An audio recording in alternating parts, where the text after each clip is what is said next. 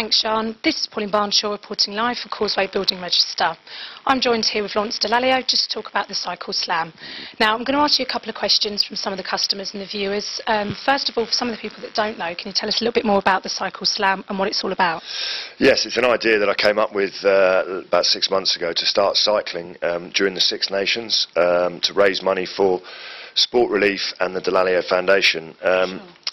Now, unfortunately, we couldn't move the timing of the Six Nations to the summer, which would have been a bit better. So we've decided to. We had to set off in February, on the 12th of February. We started in Rome, and it was snowing quite heavily, wasn't it? We had 5 inches of snow, the first snow in 30 years in Rome.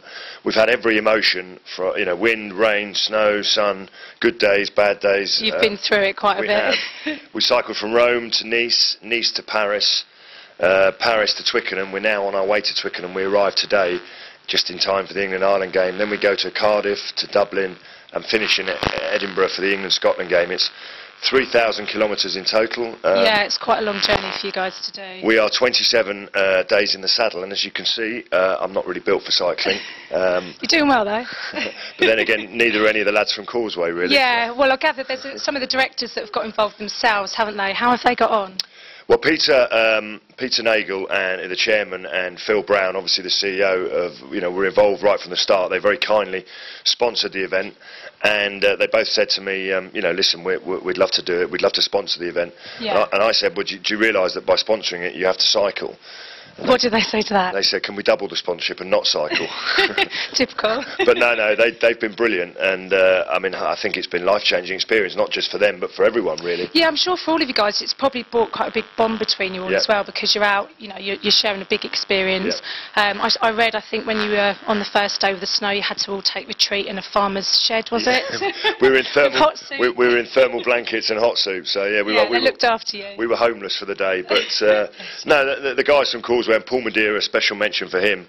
I think that certainly Mark Cavendish and some of the better riders in the world better watch out if Paul Madeira carries on cycling the way he is. You heard it here first. So Paul's doing pretty well then, and he's only short as well, so his legs are serving him well. Now I know you've got a couple of celebrities that are riding alongside with you. How are they getting on, and how did you get them involved? Lee Dixon, former Arsenal footballer, and Les Ferdinand, very popular with the ladies. They both really enjoyed cycling. They both enjoyed doing it. They've never done anything like this before. Because I read something about Lee not having ridden a bike much at all before. Is that true? No, I think for quite a few people, the last time they rode a bike was their paper round, actually. So going back on. I think Lee's been excellent. So has Les.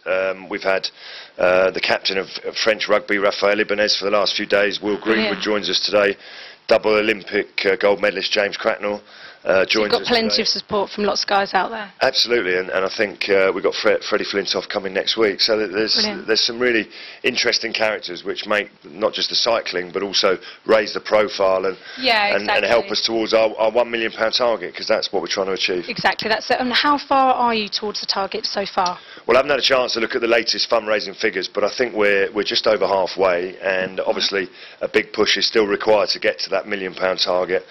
People can donate online on the website, dallagliocycleslam.com.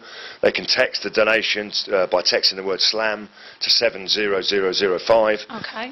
There's going to be lots of coverage on the TV, I know, certainly over the next few weeks. And just to try and push to get you to the end goal and absolutely, and it should be very exciting. Okay, obviously all of our guys as well, I'm sure they're going to make a donation towards you.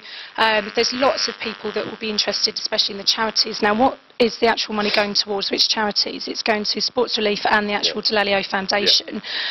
Which charities do they support?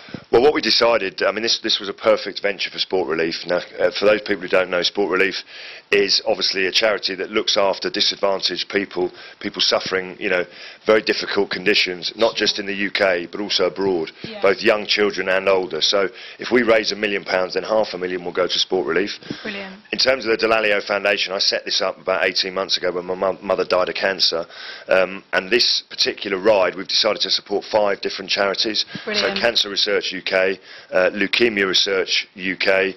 We've got Deborah, which is a charity that looks after children that suffer from EB, which is a terrible skin condition. Yeah, I read about that. We've got Help for Heroes, which is a very important charity. We had a memorial service at the Somme in France when we were cycling through. Oh, did you? Which was very emotional. And also the Injured Rugby Players Fund. So I think 5 incredibly worthwhile causes. Definitely. Okay, one last thing I want to bring up. I'm not sure if it's going to be something you're going to want everyone to see, but there's just an article that I found in a paper with yourself and some of the other guys. So that's yourself, Les and Lee by the looks of it. Obviously you've kind of been through a rough trip on the road and stuff, so you've resorted to dressing up, putting makeup on to keep your spirits high. I have to say that I didn't see any resistance from all the fellas. Quite alarmingly, they were all. I mean, you can see that obviously Lee looks like he's really enjoying himself. Have been rooming together, so they're very colour coordinated. They've got very close, haven't they? I look ridiculous. Les looks I like the wig. I think it suits you. Lee looks just wrong. I mean, I'm not sure what's going on. Yeah. Who did the makeup? Did you sort of do each other's?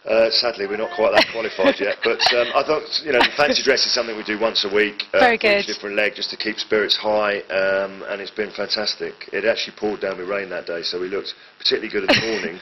And then it all started running. And later. Yeah. Well, I'm sure it's all for a good cause anyway, Absolutely. so brilliant.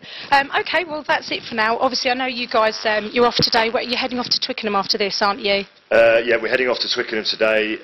We have a photo at the stadium, and I just want to say thank you to everyone at Causeway, particularly to the chairman Peter and CEO Phil, and to all the guys for joining us on the ride. I mean, their support has been fantastic.